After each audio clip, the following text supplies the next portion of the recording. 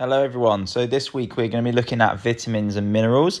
So we're going to take a look at some different types of vitamins and minerals, what the benefits are to having these in your diet, and what sources we can get them from to get them into our diet. So let's get started.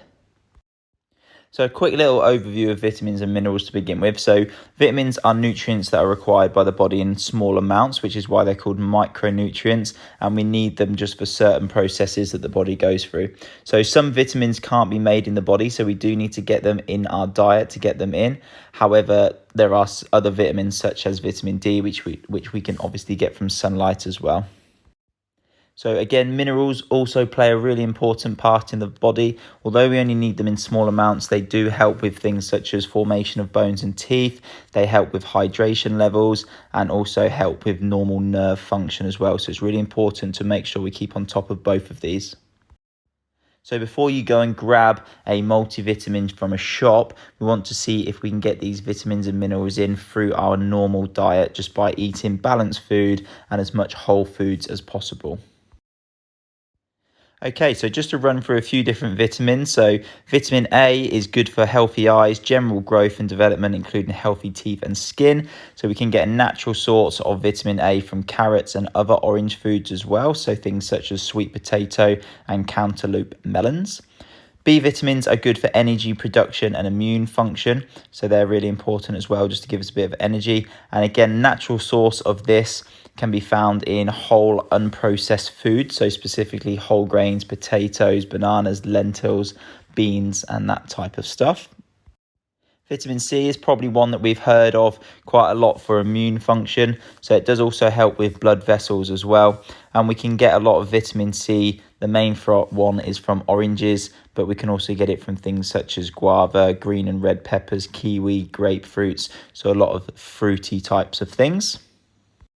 So moving on to vitamin D, we've already spoken about getting this from the sun, but we can also get it from other foods such as eggs, fish and mushrooms, and that's really important for strong, healthy bones.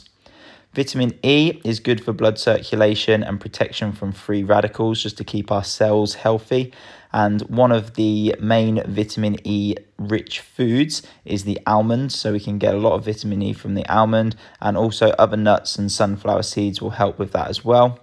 And then finally on this one, vitamin K. So that's really important for the process of creating blood clots.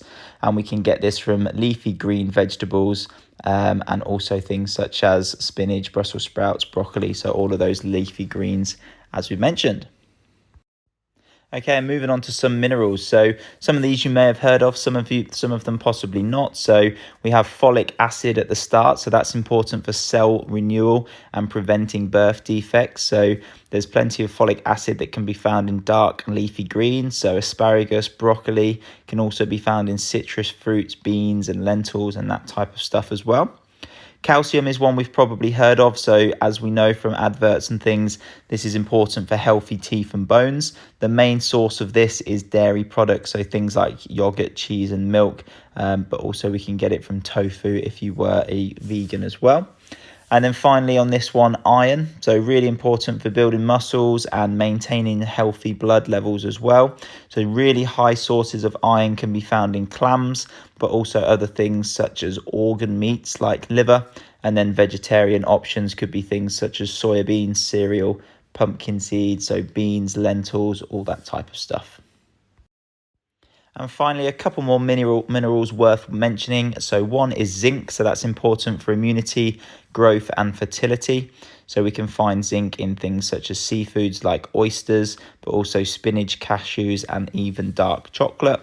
And then finally on here, chromium. So good for glucose function. So that makes sure every cell in the body gets energy when it's needed. And then the main way of getting this into the diet is just through a healthy source of whole grains, fresh vegetables, herbs, and that will help increase those levels as well. So as mentioned at the start, try and get your intake of vitamins and minerals in through natural sources.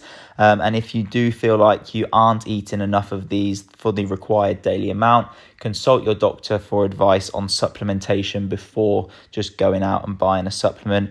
If you are part of the PCN, so running through this Get Active Challenge, you should also have access to one of our health coaches as well. So you can definitely book an appointment with one of those and have a chat about what would be the best ways forward. As always, thanks again for joining us, guys, and listening through to those slides. Next week, we're going to be focusing on mental well-being. So we've spoken a lot about physical well-being, a lot about nutrition and lifestyle, but obviously also we need to complement that with some psychological well-being as well.